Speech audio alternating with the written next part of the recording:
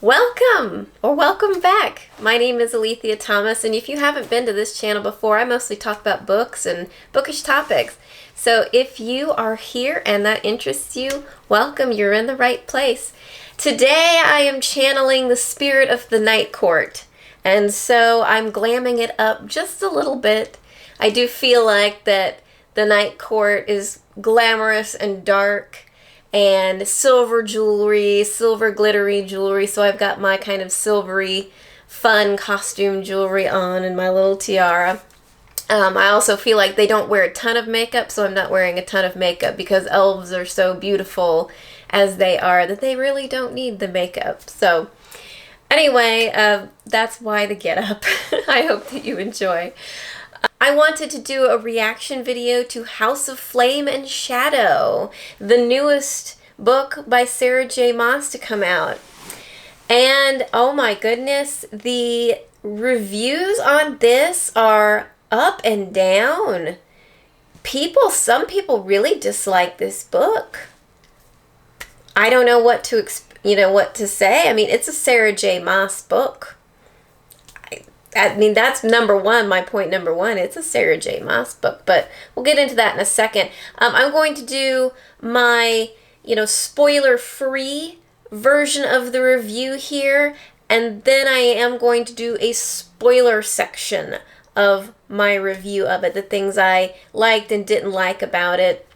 So hang in here if you want to for the no spoiler, and then I will tell you when I'm going to start the spoiler, and we will go from there. So let's get started. Go ahead and grab yourself a warm beverage. Tea is what I am drinking today. I tried to do a nice little floral tea over here. One of those that comes out in flowers. It sort of has done it, but it hasn't done it very well, and I don't think it picks up on camera terribly well either. Maybe I'll show it to you here in a little while. Anyway, grab a beverage, sit down, relax, enjoy. We're just going to have a little chatty chat here really fast. So,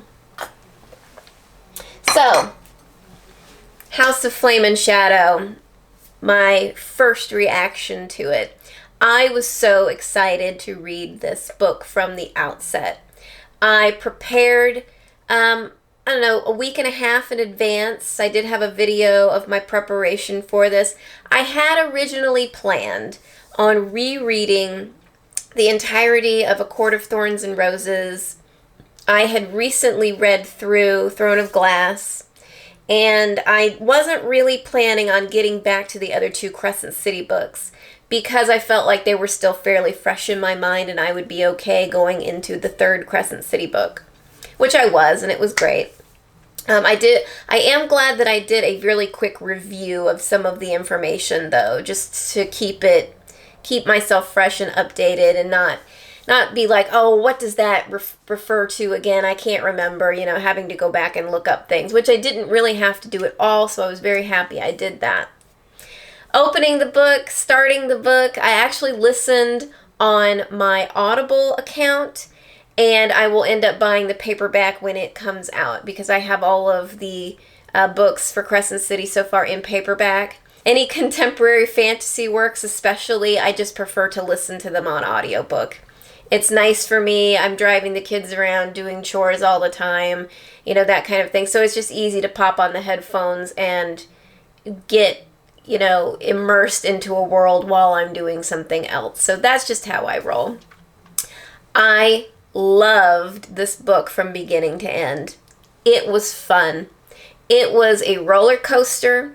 It was like a high-speed chase from beginning to nearly the end. Just the beginning of it especially was very quick. It starts moving really quickly, and I enjoyed that so much in this book. I did not want to stop listening. I was very captivated by the entire book. It was wonderful.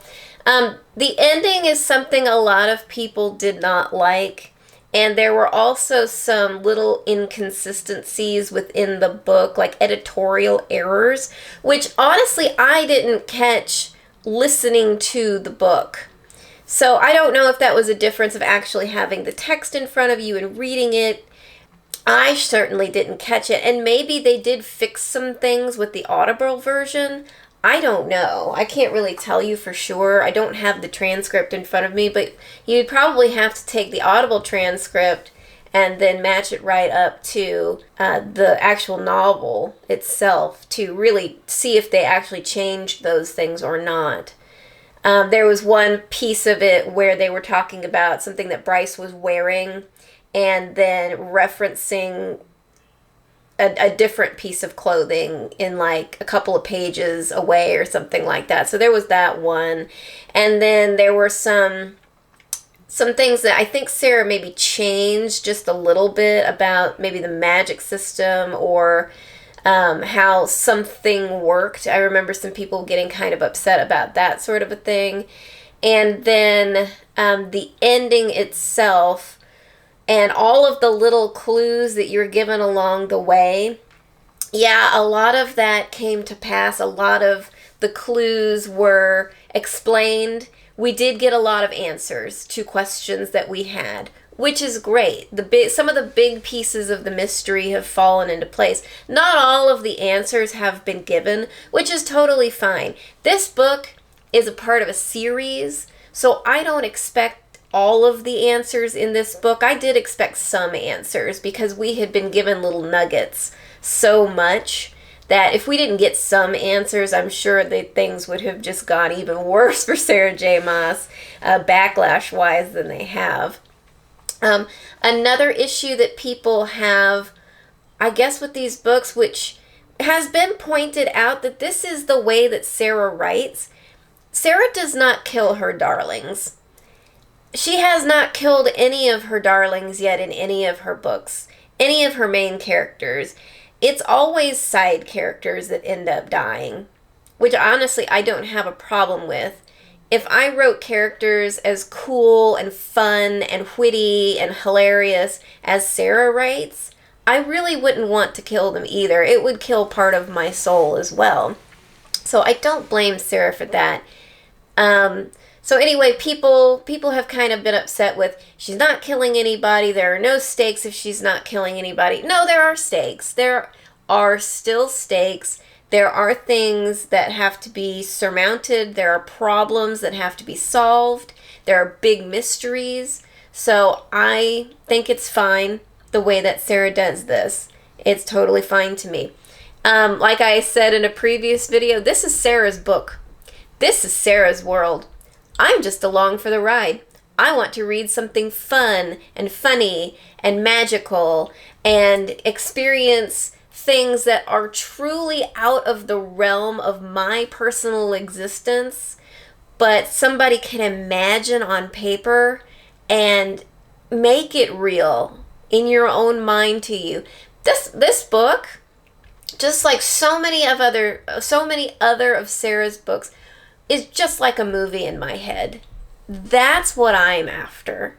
And I really enjoyed it because of that, because it really was like a movie in my head. Did I like all of it? No. I did not like all of it, and I'll get to that in just a second. So I think that probably is going to be the end of the spoiler-free portion of this video. There's a lot of stuff I want to talk about that has spoilers in it. So if you do not want to be spoiled at this point, see you later. You're having a good day. I hope that you enjoy your day. And, here's to you. Have a wonderful, wonderful, wonderful day. But if you are here for the tea, if you are here for the spoilers, here we go. So, like I said from the beginning, roller coaster ride. I enjoyed it a lot. I loved Bryce throughout this entire book. Bryce was the funniest character throughout this entire book. I wanted to be Bryce in this book so bad. I loved how she was just so shitty, almost irritating. I loved it because at this point, I think Bryce has mentally gotten to this place where she's like, fuck it. I've got to do everything I can do at this point. No holds barred. The Asteri need to go down. I've fucking time traveled. I have traveled through dimensions at this point. I need to get things done, and I don't care who I'm backstabbing, killing, getting through at this point. The hysteria need to go down because the world, her world, is under threat. People are going to die. So she wants to get back there so fast, which is why I think that Sarah wrote this in the perspective that this happens all within a week. Like, it's 5 days, I think, or maybe 7 days, that all of this occurs in. So I think that that also added to the feeling that this book was going very, very fast. So I liked that part of it, though. I don't think it needed to be stretched out over months. Like, I know Throne of Glass, the whole of the series was stretched out over, I think, a 12 or 13-month period. I don't think that a story has to take years and years and years to be explained. I think a story can be good and shortened. I don't think that was something that I had a problem with. Some people had a problem with. There were complaints about the amount of time that this story was told in. So I get that. But I still think it was a good story. I said inconsistencies. Yes, there were little inconsistencies here and there that I personally did not catch. Other people caught. There was something about Bryce showing up in Prithian wearing essentially athleisure wear. I don't remember exactly what color her tights were. Maybe they were black and, like a exercise top or something. But she specifically had pink sneakers. Bright pink sneakers. And there was some portion of the book that said Bryce was walking around in her bright pink sneakers and she tripped or nudged something with her boot. So that was an inconsistency. Instead of a pink sneaker, another word was used, boot. So I'm not sure what happened there with little inconsistencies like that. Maybe the editors are letting Sarah kind of have her way with the book and not really like examining it with a fine with a microscope or a fine-tooth comb or something like that to really catch little errors. I didn't see any errors within like sentence structure or language usage, to be honest. I did not hear it. I did not see it. But I would be curious, like I said, to see the Audible transcript versus the actual book itself, and to see if maybe the transcript did actually fix some things. I've also not heard there were any real problems with the Audible version of it. Now, I have heard that there were problems with the whisper sync, I guess, on Kindle, which could be a problem. I suppose that's if you're downloading it, and then maybe trying to play the book through the Kindle. I know that there are ways to do that on the Kindle. I personally cannot listen to the Kindle read me a book, though, so it just annoys the heck out of me. But if you heard of any of those problems, let me know about them. I'm curious to hear what other little problems there were. I don't think there were any big printing errors. I haven't heard of that either. Or, problems with the book being printed itself, like missing pages, that sort of thing. So I think that the company that put it out did a good job at that. So no worries there, really. Back to the plot. Hang on one second, actually. Let me get some more tea. Actually, and try not to spill all over myself. Oh, steaming cup of tea. Beautiful. Okay, so back to the plot. So once Bryce arrives on Prithian, she's basically pretty much picked up by Rhys immediately and Asriel and taken to the dungeons. So she's in the dungeons, they're questioning her. Rhys says, hey, I can just go into your mind and get all the answers that I want, Bryce is scared to death of these people because they feel like very powerful people to her, which I do not blame her. I think that if I had met Rhysand from the beginning, yeah, I'd be probably scared shitless of him too, because, you know, he's a powerful man and he exudes power. And so she says, no, I don't want you to try to get the answers from my mind without my consent. And so he's fine with that. He's like, all right, you tell us in your time, but for right now, you're going to stay in the dungeon, or I'm going to, you know, get the answers from you myself. So Rhysand knew that she had some power within her, but he didn't know quite what it was. So they leave her alone for a while, and Azriel's also watching her. So she manages to kind of escape her cell. She winnows down into the below areas of the cell, and then she figures out that the little creatures that are down there are kind of afraid of her starlight. So her star in her chest is glowing. She goes and ends up meeting Nesta down in the cave because Nesta's following her. And she also met Nesta before when they were interrogating her. She was part of that as well. And Nesta was like, this girl has something in her that is like the Dread Trove. Is part of this tattoo that she's got on her back. So she knew that. Rhysand knew that as well. But anyway, they're down in the caves, and they go on a little adventure. Cave-in happens. They end up running away. They ran into a Midgard worm, and battling it.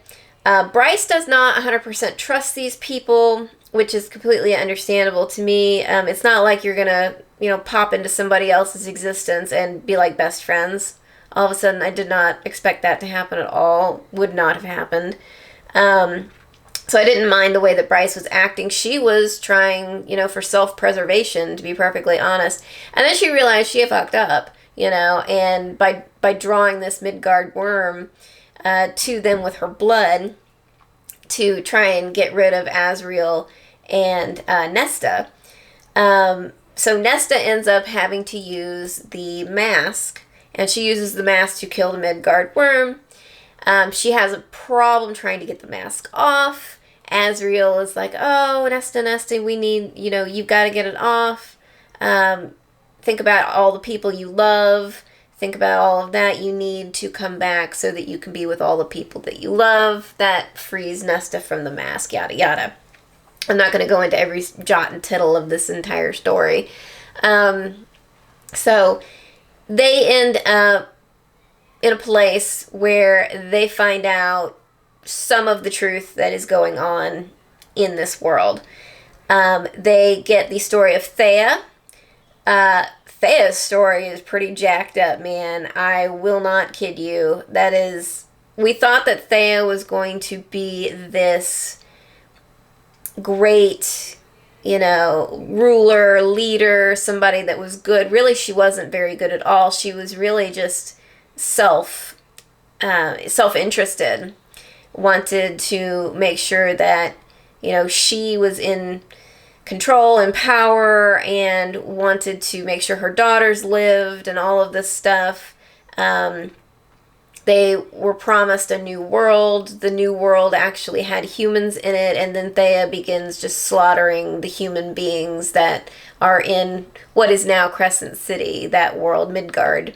Essentially, we get the entire history of Thea. We get the entire history of the Dread Trove, where it came from. We learn how Prythian and Midgard are connected. We also learn that the Asteri and the Daglin are the same. They're the same exact race. The Asteri have been going from realm to realm, I'll say, opening up portals and going into these places and basically eating the magic that exists there, because that's how they survive. They sustain themselves on magical powers. And so they basically took elven fae and different types of fae from other worlds and brought them to Midgard. So we know that. We don't know if the Asteri / Daglin are also the Valg. We do not know that yet. I have a feeling they are the Valg, and I think it'd just be easy. It would be an easy answer if they are the Valg. They may be a derivative of the Asteri, however. That's always a possibility. So, there is that. I enjoyed getting that answer, though. It was something we all knew. We all figured it was going to happen, but we wanted that confirmation. So that was good. And I was so satisfied that we got that answer pretty early in the story, I want to say. So Bryce finds all of this out. So they follow this whole story in the caves that leads to a door. They're able to open the door, and then they get the entire story of Queen Thea, basically from a hologram. It's very Obi-Wan Kenobi, you're my only hope, sort of a situation there. But the entire story is basically told by this hologram, and you get bits and pieces of Bryce's input, basically, as this whole story is being told. And like I said, Thea is a horrible human being, or a horrible elven person, horrible fae, you find out, as a result of this. But you get the history of the Dread Trove, you get the history of the Asteri, basically, and you find out all kinds of interesting information from there. So that was really cool. I kind of liked that whole info dump right there. I didn't mind the hologram. Some people really didn't mind the hologram, but some people really did mind the hologram, kind of a thing. But she's got to info dump somehow. I don't know how else she was going to be able to do it, but she did that there. What was really cool to me at the beginning of this, this part of the book, we're roughly like 25-30% into the book here, I'm thinking. What's really cool is that they find this crystal coffin that has one of the Asteri trapped in it, asleep. She wakes up, this mysterious woman. I don't remember her name, and I should just look it up. But anyway, she wakes up while they're looking at her, trying to figure out what to do with her. And she basically is like, slave, release me instantly. And then she looks over at Azriel, who, is Bat Boy, and says, we created you specifically to be our servants. So that was really interesting, too. So we got a little nugget there of things that the Asteri have been doing on this world before they left. Before the Prithian warriors were able to kind of vanquish this Asteri horde, however you want to put it, from their world and all of that. So, how they were able to kick the Asteri out of their world, basically. So she was there before all of that. Well, this is one of the things I kind of didn't like. If Bryce released her, that would be a horrible thing, but Bryce doesn't. She releases her. And I'm just sitting there going to myself, oh my gosh, they're going to get killed. They're all going to get killed here. Azriel and Nesta are going to get killed here. Bryce may never get back. Oh my gosh, what's going to happen? Well, they end up killing her. They end up killing an Asteri here. And I kind of want to find out, why don't you try to capture and torture this bitch and find out all of the information from her? So yeah, we lost basically another piece of the puzzle. I felt like there, or at least somebody that could fill in a lot of the pieces of the puzzle about the entire world itself. But anyway, I guess something had to die. There had to be a big... It wasn't even a boss battle, really, though. They just straight up killed her. They figured out how to... Truth Teller, which is the shorter sword, or was Truth Teller the larger blade? I don't remember. The Star Sword. Oh, the Star Sword is the larger blade. That's right. And then Truth Teller is the smaller blade. Bryce was able to use both of those to kill the Asteri. I'll call her Queen or Princess, perhaps, since I don't remember her name. So I thought that was really cool. I want more of that kind of thing. I want more of these Asteri popping up in random places, kind of hidden away, and becoming these big big bad guys. I'd really like to see that in future books. So, long story short, Bryce ends up going back to Crescent City after she takes away the dagger. She is able to basically, I think it was just rip a portal into her world, and she ended up back at her father's place. Intentionally back at her father's place, not by accident. So, back in Crescent City, let's go back to Rune and Hunt and Therian real quick. So, poor guys, oh my gosh, I really wish, and this is really my only complaint about the entire book, to be perfectly honest. I really wish we hadn't spent so long in the torture chamber. I really wish that Lydia had gotten her stuff together and gotten them out faster, because I honestly did not want to listen to Rune getting his hand bit off just so that he could escape, when getting his hand bitten off didn't amount to anything in the end. They weren't able to like free themselves or escape on their own at all. Poor Hunt has already been through all of this nonsense. He has been tortured and captured before when he led the rebellion, hundreds of years ago, 300 years ago or something. And so he'd already gone through all that already. And I didn't want to see the poor guy go through all of it again, because he's already like super broken, super sensitive. He is worn down to the bone, basically. He's got his wings chopped off. What else is the poor guy supposed to do? So, eventually, though, Lydia did get them out. So, I was so happy that happened. And when that happened, that was like a whole roller coaster on its own. It's like, oh, God, we're getting a jailbreak. Thank God, It was a big ride through that whole scene. So, that was good. I enjoyed that. And the ick factor of, like, Rune getting his hand bit off was not great. I don't think anybody enjoyed that. I mean, why? Why, Sarah? That was my only moment that I was like, why, Sarah? Why are you writing this? But it's her pizza, baby. I'm here for the ride. So there was that. I did not care for the entire Ethan storyline. I'm not a really big fan of wolves in general in books, or shifters, to be perfectly honest. I don't mind fae shifters. Like, I really liked the fae shifters that were in Throne of Glass. I thought that was really cool. Being able to change into birds is really neat.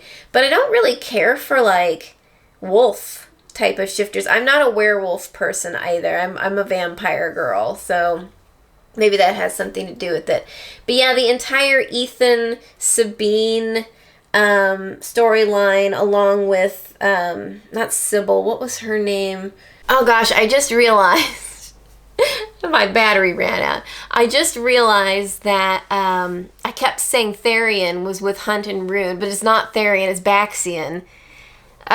Too many angels, too many different characters in these books, I swear. So, Hunt, Rune, and Baxian are in the dungeons of the Asteri. When all of that stuff goes down, they can't get out, and Lydia has to save them. So that's cool. Like I said, I like the part other than the ick factor with Rune losing his hand. So anyway, that's all of that. So I will say the Viper Queen, I really enjoyed that character. I mean, she was like a no BS boss bitch the whole time. And I was just like, oh my gosh, I think I might have a girl crush on the Viper Queen. It was lovely. I loved the whole thing with her. So she's the one that has Therian at the beginning. And Therian ends up getting hooked on her venom that she creates and kind of gives to her minions. So he had gotten himself into the situation with I think it was the Ocean Queen or the River Queen. I can't remember which one exactly. He had to marry her daughter, and he didn't want to marry her daughter anymore, but that was really going to make them upset. And so he escaped and gave himself to the Viper Queen. I just think that the idea of the Ocean Queen, the River Queen, and the Viper Queen is just so cool. I really like that. The Viper Queen's my favorite, though. Just in charge of the meat market. She's in charge of all the sketchy, underworld kind of things going on in Crescent City. I just really, really like that so much. So they end up saving Therian from the Viper Queen, but that's part of Ethan's storyline, and Ethan ends up killing, like, we all thought that Ethan was supposed to fight the dragon, which the dragon's so cool, and I was just surprised the dragon didn't end up with, like, more of a role in this book. I hope she ends up with more of a role in the next books, but the dragon shifter was cool. Ariadne, that's right. Ariadne the dragon shifter, that's who we thought that Ethan was going to end up fighting, but he didn't end up fighting her at all. Ethan ended up fighting Sigrid, trying to get back Therian from the Viper Queen. And it was just kind of dumb. The whole, I don't know, Ethan's story was all just kind of dumb to me. I really didn't appreciate it. I mean, the whole book probably could have done without it, to be perfectly honest, and maybe the storyline just rewritten in a different way. I don't get, unless there's something else that Sarah plans to do with these characters, like maybe she's planning on doing something else with Sigrid in the future. That might be interesting, and we needed a reason for Sigrid to end up being killed and then resurrected from the dead. Yeah. Anyway, so yeah, that's just my opinion on the whole Ethan story, so I'm not really going to go into it too much. I will say really quickly that if you're ever needing somebody to resurrect, somebody from the dead, don't hire Hypaxia. She's not very good at that. I think that the other time, like, isn't there been twice now that she's tried to raise somebody from the dead, and it just went horribly wrong? I don't know. It's just so funny. But anyway, yeah, just some really kind of dumb things happened. And poor Sigrid, I feel bad for Sigrid actually as a character, because she's the one that Sarah ended up kind of throwing under the bus. She just brings in this character randomly, I felt like, in Crescent City 2, and ends up shuffling her around a whole bunch, like to fit the square peg in a round hole or something like that. I don't know. And just, I don't know. I felt like she kind of was juggling her in a weird way. She was like, okay, this is how we're going to make Ethan the Fendir heir. And she just kind of worked the story that way and killed poor Sigrid off. Sabine, oh god, yeah, we finally got rid of Sabine. I mean, I hated Sabine from the very beginning, but you were really meant to hate Sabine because she was just a terrible, a terrible veneer. I'll say that. I want to say a terrible human being, but a terrible veneer. We'll keep it in the appropriate species here, I suppose.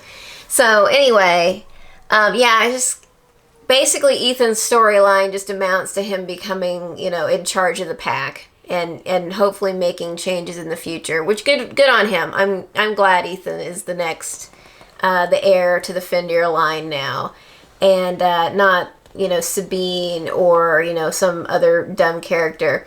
I really did want the dragon character, though, the dragon shifter, to be part of this a bit more. And so I felt like kind of taking her out of the story was a really missed opportunity for Sarah. It's something really cool to happen. So yeah, she's probably got plans for Sigrid and Ariadne in the future. Who knows what we'll see. I don't know. Let's see here. What else is going on in the story? Bryce and the Autumn King. I didn't like the Autumn King, but people have said, and I agree with this, that there were moments where you kind of doubted his motives, and you were almost like, well, maybe this guy's actually a good guy. No, Sarah was just like, no, he's terrible, he's a bad guy, he's part of the patriarchy, he needs to die. So he and the king, Mordock, something like that, Morin, I don't remember what his name is, but the king of the island that they go to, the actual home of the Fae on Midgard. They go to that island where there's no technology, basically. Everything is the way that it was, like medieval period kind of technology-wise, to look at the library to see, if what information they can get on Star Sword and on Truth Teller. And basically Bryce is just like, no, you guys are part of the patriarchy. You're terrible. You're old. You're hard people. You don't want women to be women and have positions of power or rights or anything like that. So we're going to kill your asses. I loved it. I thought it was hilarious. I loved the whole thing. It was just, I felt like it was so outrageous and so great that I just enjoyed reading all of it. I enjoyed how awful Bryce was to both her father and to this king. It's basically just being a bitch for being a bitch's sake. It was just the best. You almost feel like, oh, these are the things that I would love to say to people, but I can't get away with in real life. So there again, Bryce is my hero. I will say that Aelin was a lot like Bryce, but I think Bryce kind of takes it up a notch and is a bit more modern in her approach at being feisty and bitchy and just, a snarky human being. I loved it. I thought it was just fantastic. Some people really did not like Bryce in this book either. They thought that her attitude was just a little bit too brutal, perhaps, a little too rugged, perhaps. I don't know, but I thought it was just right, because I think that Bryce just had it at this point. She had traveled, like I said, through worlds, and she needed to, buckle down and take care of business. So I was all in for it, to be perfectly honest. I did feel bad for Hunt, though. Hunt had a really hard time. Of course, he got tortured again. Rune got tortured again. All these boys, the poor three of them went through it. Oh my goodness. I don't feel bad.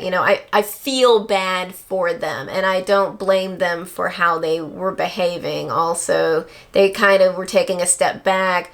Hunt was trying to be more cautious. Maybe I shouldn't have done all of this. Maybe we need to take things a little bit slower. Maybe, we don't need to be, guns blazing full on. And then Bryce is over here like foaming at the mouth going, no, we need to take on the Asteria. We need to kill them all. We need to kill my father, blah, blah, blah, blah, blah.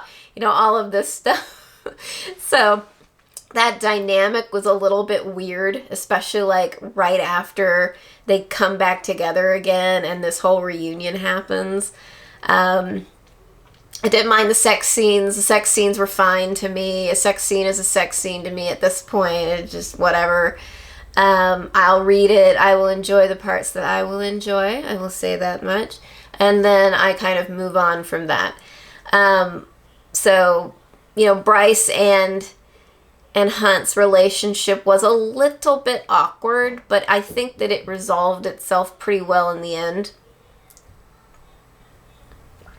Let me think. Rune and Lydia's relationship I enjoyed. I enjoyed that a lot. It was a kind of refreshing, actually, relationship. Lydia's past brought in a new twist, if you will, that I hadn't seen before. Lydia has kids. We didn't know she had kids. She has kids. Of course, she hasn't been raising those kids, but she's got kids. And so that was kind of an interesting explanation as to her role in the books. And I was very satisfied with it. And I was also very satisfied with their relationship. I thought it was wonderful. As far as Therian goes, he ends up getting hitched. I don't even remember the girl's name off the top of my head. That's how little I cared about that storyline, too. I feel like Ethan and Therian and Dak and a couple of the other kind of male characters in this were just in it for like just supporting, well, I mean, they were in it for supporting roles, of course, but just supporting storylines that really didn't pan out too much. And they kind of made some goofy decisions that you're just like, what? What are you doing? Why are you doing that, you dummy? So, you know, that was kind of in there. So maybe it was supposed to be comic relief. I don't know.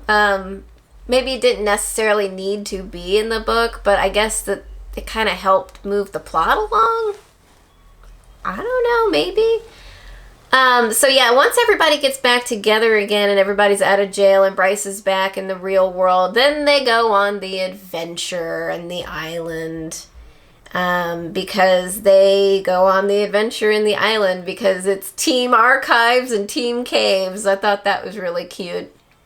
Team Archives was supposed to be doing all the research on the Star Sword and all of that, and then Team Caves was looking at the caves that were in under this island because there was, I guess, some information there, or maybe was there power or information? I can't remember exactly why they were going down in there again, but we ended up in caves again. Long story short, we ended up in the caves again. I was a little bit disappointed with that. Did we have to end up in caves again? Caves in two times, going in caves in the same book. Couldn't we have done something a little bit more original? I don't know, maybe gone to a swamp like we did in one of the, like we did in Silver Flames. That's the one. The swamp was there. I mean, it was in what was in the swamp? It was like a buried city or something in the swamp. But, I mean, it was a swamp. It was different than a cave. Could we have gone to, like, a temple? Could we have gone to something in the sky? Could we have figured out, you know, some other location other than a cave that could have shared, you know, this?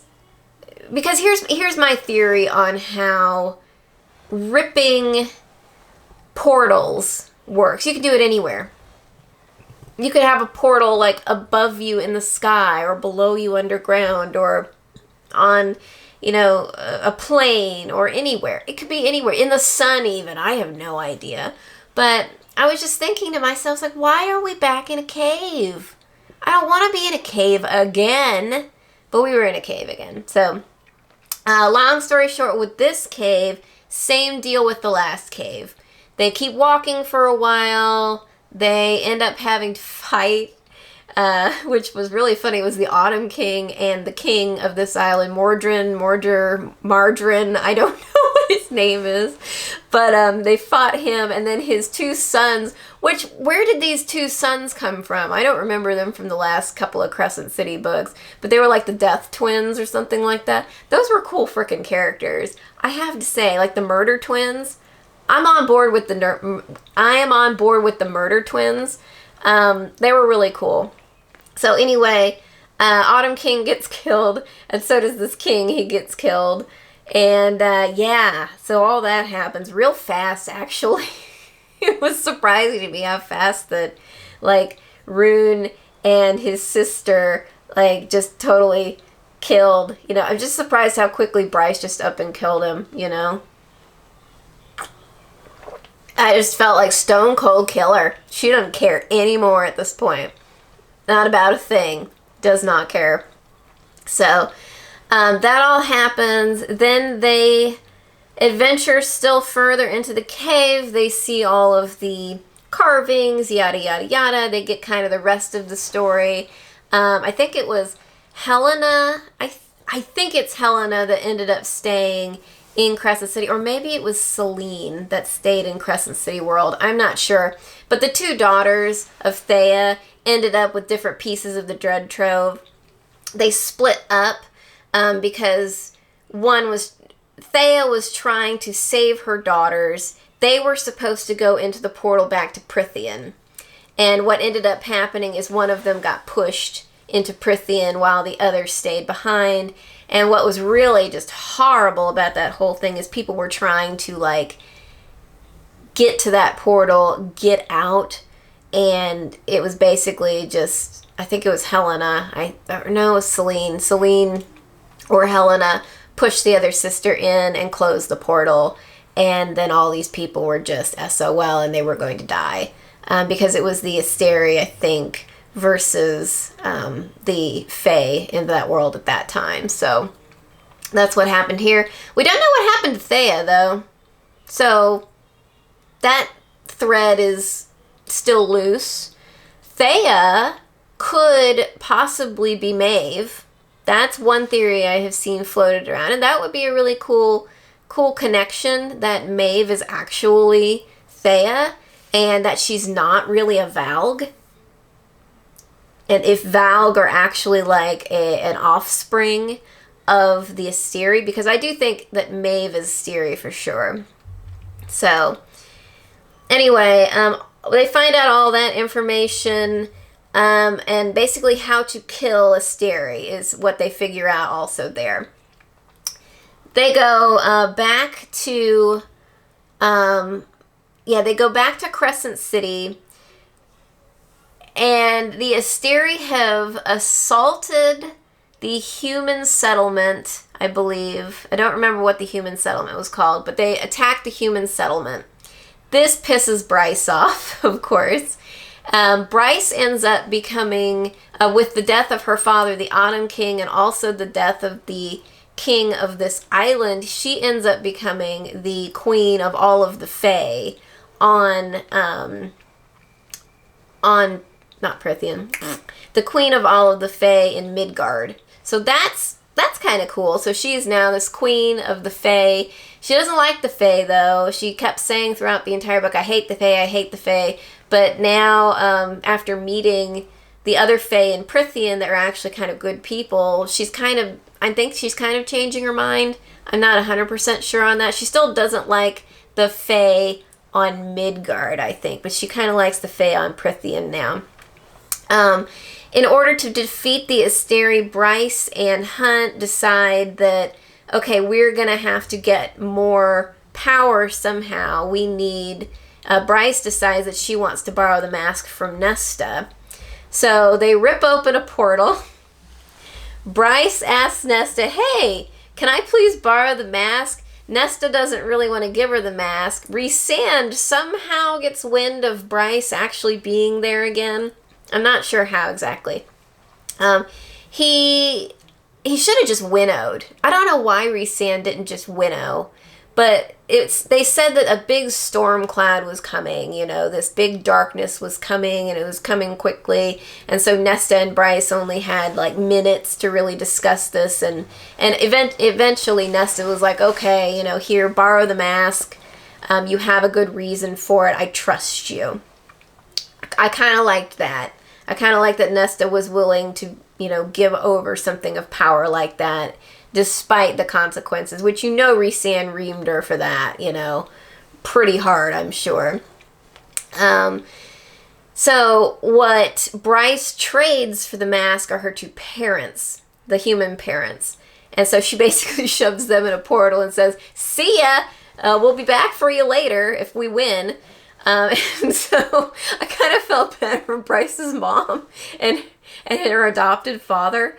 Because they're just like, we can't speak to these people. We don't know what's going on. And she just shoved us here and left us. What the hell?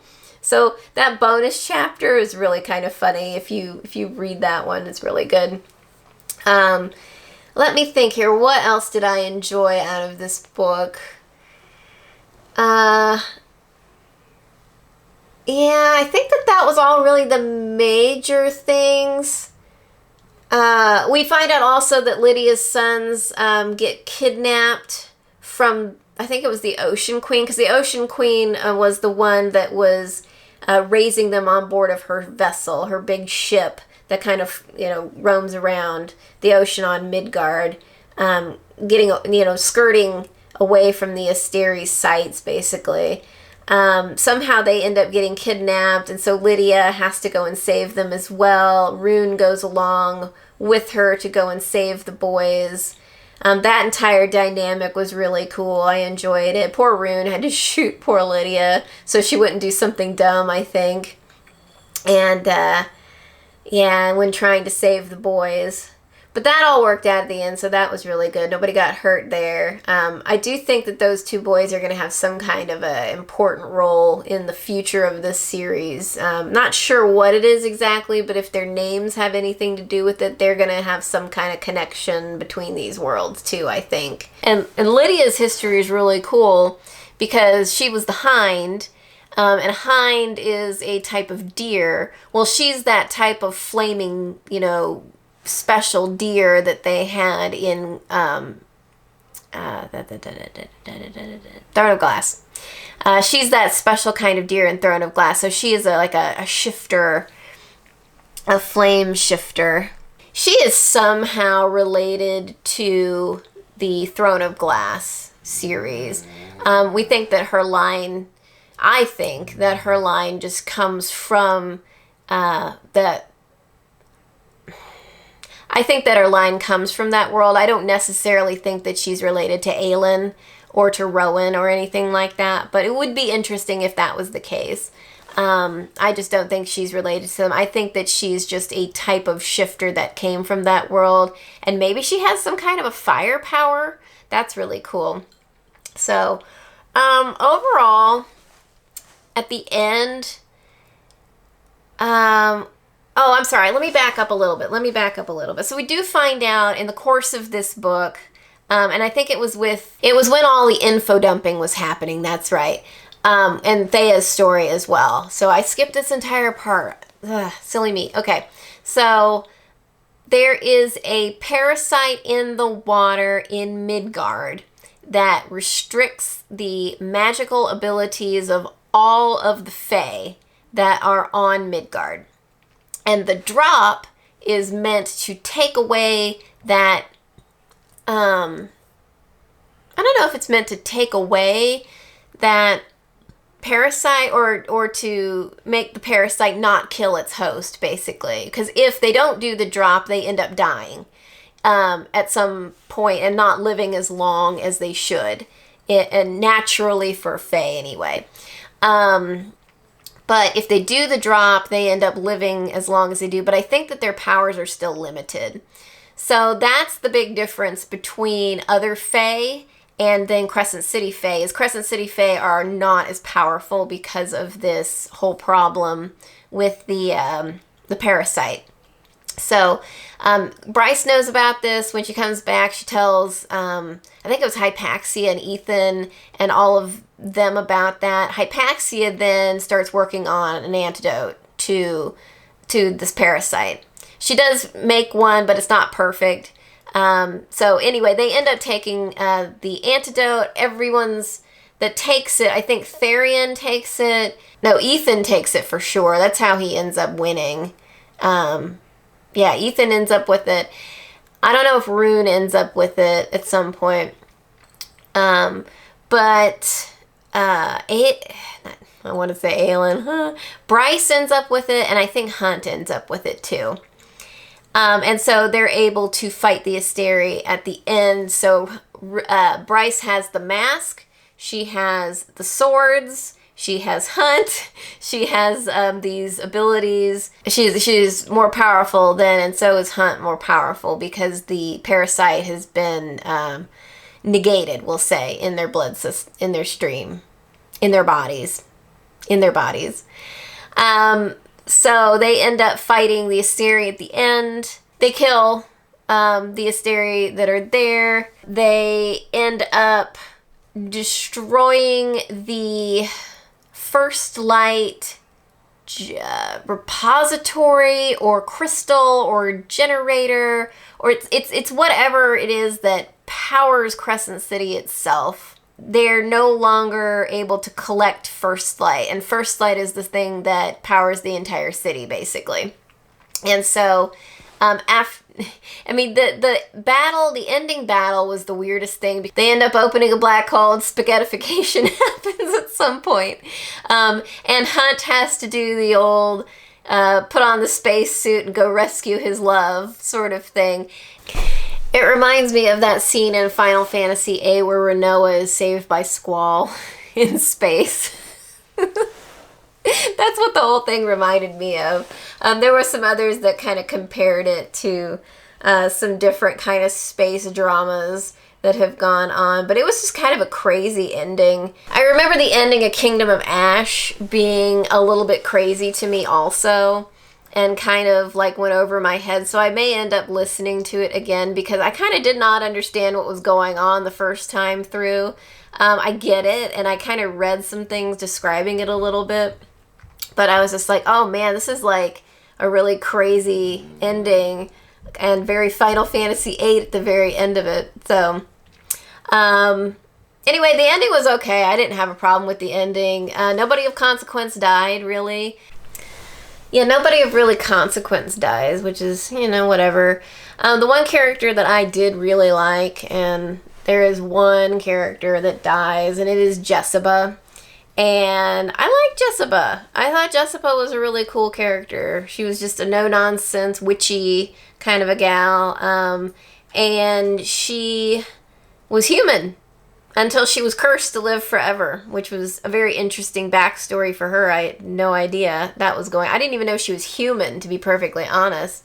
But yeah, Jessica was human, and she looked after the library. I forget the name of the library, but she was, you know, kind of the caretaker of these artifacts from this, you know, past human existence that was very important to her. Well, she ends up basically giving Bryce her immortality, and then so Jessica ends up dying at the end. So we do get a nice little scene at the end with LOOOONG and Danica, and we get to see them kind of off into the twilight, you know, off into the afterlife, I guess, for this world. And Bryce and Danica get to talk for a few minutes, and that was very nice. I thought that was really, really kind of a sweet ending. And then Bryce is alive again at the end because everybody thought she was dead because she had been in space for so long and without air and all of that. So I guess the Fae can survive a certain amount of time without oxygen. Who knew? But anyway, but yeah, I think that's pretty much the end. There were some kind of odds and ends here and there that really are of no consequence to the story. Pretty much the one major thing that happened that's going to be a problem for this particular Fae community, I'll say, is that they are going to have a problem because their technology won't work if they don't have first light. So they're at the end of the book trying to figure out how to change over their power source. So to find a new power source and to convert all of their existing technology away from first light. So interesting there with the kind of more futuristic, more modern society. I thought that was kind of an interesting way of wrapping that up. So yeah, that pretty much wrapped up the whole Bryce Hunt story in Crescent City. There you go. Bryce and Hunt saved Crescent City and Midgard from the evil Asteri, got them out of there. So who knows what's going to happen continuing into the future with Crescent City. Maybe other Asteri are going to show up at some point. Maybe, you know, there's going to be some other mystery that comes up that impacts them to an extent. Who knows what's going to happen there, but I enjoyed it. I enjoyed the book. I thought it was a fun little ride. I wasn't too upset over anything except for, you know, the whole torture dungeon scenes and then being in the caves for a long time. Like, we were probably in the caves for a really good chunk of the book. Sarah, at the beginning of, like, advertising this book and going on interviews, she said quite a lot of things that didn't end up coming into fruition. Like, I think one of the interviews she said, we're going to spend like half of the time in Prithian and then half of the time in the Crescent City world, which really wasn't true. It ended up being like 30 or 40% of the time in Prithian, and then the rest of it was in Crescent City. So we ended up spending more time in Crescent City. We kept hearing bubblings, and I think that this is kind of maybe the fandom's problem and not Sarah's problem. Is because I don't think she made any promises. Please correct me if I'm wrong.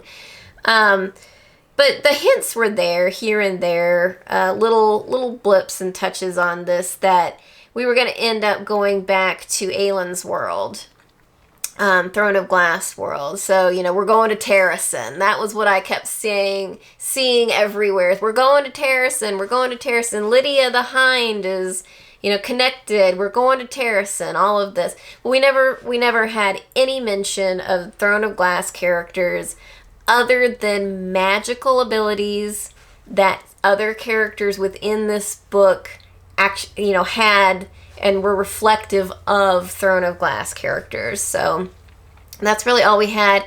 And we didn't even get mentions of the Valg. We didn't get mentions of specific characters from Throne of Glass within these books. This may change later. I think it will change later, in fact. If we end up going back and seeing Rowan, seeing some of the other characters, I would love to see a book about Lorcan. I think that would be really cool. Elide would be a really interesting character to explore some more. The witches, I would love to see more about the witches. I think that Hypaxia and Jessica learned things from the witches. I think that there's got to be some kind of connection there to the witches, because the witches are really cool. The witches are also related to the Valg, because that's how the witches are made, I believe, is through the Fae and the Valg. And then the Valg, I'm pretty sure, have to be related to the Asteri somehow. Maybe they're just an offshoot of the Asteri or something like that. A lot of people were convinced that we were going to be going to the Hell world, the Hell realm, and that Hell was going to help Bryce out. And it seemed like that was where we were going, but when we ended up in Prithian instead, like Bryce thought she was going to Hell, but she ended up in Prithian. I think that was fine, the way that it was handled, and maybe we're going to see more of Hell later in other books. Would not surprise me at all if things end up like that. If we get maybe even a standalone book exploring that kind of a thing, or maybe that's where the next ACOTAR book is heading to. There could be more connections there. I don't know. So I think that people were really excited about the potentials of this book. And they were really wanting that multiverse to be bigger in this book. And I think that Sarah wants to take her time with this multiverse and not put too much into one book. I think this book is the beginning of a crossroads, a beginning of these connections. So I don't think it would have been appropriate necessarily for all of the answers and all of the, you know, portal traveling to happen in this book. That's probably going to happen more as pieces of this fall into place a bit better. Bryce apparently has the only way right now to rip portals into, other places currently. She did return the mask to Nesta. So there are more questions around Nesta now and Nesta's role in all of these things. So we're probably going to end up getting another Nesta book next, which I'm not opposed to. I would like to see what's going to happen with her sister, though. Elaine. And there's too many E names. It's Elaine. That's right. I keep wanting to say Elide, but it's Elaine. I would like to see what's going on there. Maybe we'll get those answers too in that book, even if Nesta is the main character. Who knows? But I was kind of looking forward to an Elaine main character book at some point. Maybe there will be one. I don't know. But, Court of Thorns and Roses number, let's see here, how many are there? 1, 2, 3, 4, 5. So really it'd be the 5th book, because A Court of Starlight wasn't really a crescent, or I'm sorry, the Silver Starlight or whatever it was called. A Court of Frost and Starlight. A Court of Frost and Starlight was really just a novella. So, Court of Thorns and Roses 5. I have no idea what it's going to be called, but, that'll probably be that is going to be the next book out. That's what Sarah said. It is going to be the next book out. So, and then we'll probably see more in the Crescent City series. And who knows? We may end up with some other, Throne of Glass tie-in at some point. Maybe one book. Maybe she's going to make another series of, Throne of Glass books. Who knows? I don't know. I'm excited to see where she's going to take all of this. I'm trying to think if there's anything else to say at this point. I didn't have a problem with it. Really. I mean, this is just more of Sarah J. Maas doing what Sarah J. Maas does. And I liked it. And I thought it was fun. I did give my Goodreads score for it a 4.5. So I'm going to stick with that. I did enjoy it a lot, so I probably would lean more toward that 4.75. It's not perfect. It's not a perfect book, and I don't think anyone should have expected a perfect book either. She's got a lot to do still. There's a lot of little pieces here and there that Sarah's got to connect, and I feel like she just really couldn't make that happen in this book. And what I've heard, and I'll just share this with you all real quick, and you've probably heard it too yourself, that Sarah had written the entire first draft of this book, of Crescent City 3. And then she threw it out completely and rewrote the entire thing in 5 weeks. And then that is the draft that they went with. And I assume that there was some editing that had happened and all of that. Now, I don't know how long it took her to write that first draft. There might be information on that out there, and I could probably look it up. But, I assume she probably took a bit more, a much longer amount of time to write that first draft. We don't know what was lost in that first draft. We don't know what she decided that, I don't need to do this in this book. Let's take it out. She probably didn't like the pacing. She probably didn't like the information dumps. She probably found some kind of flaw in it herself that she felt like didn't really represent her and her voice and her characters. And so she just ditched it and completely rewrote the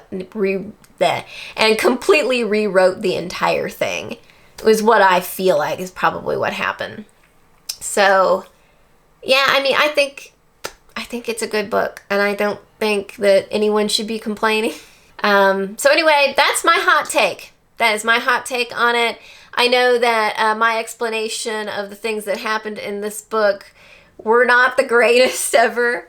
I'm kind of excited, so I'm kind of trying to pull all this out of my brain, and I don't have the best memory ever, but I'm just saying, you guys, it's a fun book. Don't take it seriously. This whole thing, if you think about the material that Sarah has been providing us, and from the very beginning in Throne of Glass, it hasn't really been serious. It's been fun. This is what it's all about. It's all about it being fun.